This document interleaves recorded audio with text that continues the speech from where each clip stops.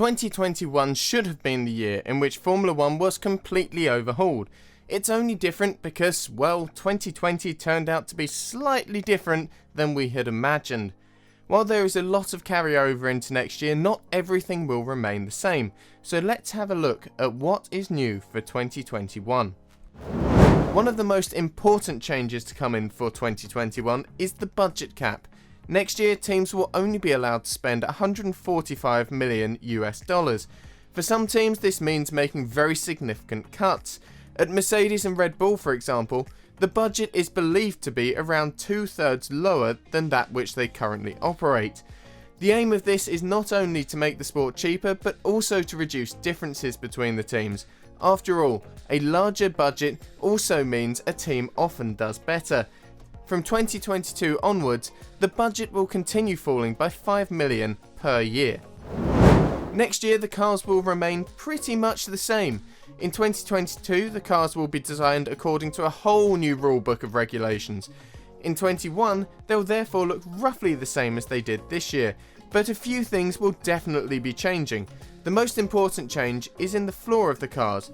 That should become a lot simpler next year. At the rear, so just in front of the rear wheels, the floor should be angled more inwards, so it gets narrower towards the back. Also, no more complicated wings and slots may be placed in it for aerodynamic gain. The goal is to have less downforce at the rear of the car and be able to use the tyres for longer. The diffuser will also change, again with the ambition to reduce overall downforce. Naturally, teams are already working hard to be able to deliver reasonably comparable performance with the simpler floor and diffuser combination. It's expected that Red Bull Racing will be particularly affected by this. The RB16 is largely dependent on the floor when it comes to downforce at the rear.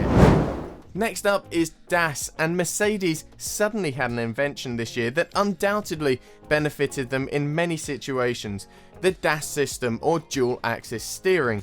The system that allows the angle of the front wings to be adjusted by sliding the steering wheel forward or backwards will no longer be permitted for 21. This is something that only Mercedes will be affected by, probably to the delight of the competition. The cars get heavier every year, and this is no different in 21. The minimum weight will increase by 3 kilos, bringing the weight to at least 749 kilos. What makes a difference for the teams in particular is that the engine also gets a slightly higher minimum weight. It may now be 150 kilos or heavier. This will probably save some costs in terms of material use and possibly also yield more reliability. The party mode has already disappeared, but originally this year teams were still allowed to switch between different engine modes, whether they brought more or less power. Now it's only allowed to downshift, so always use a lesser engine mode.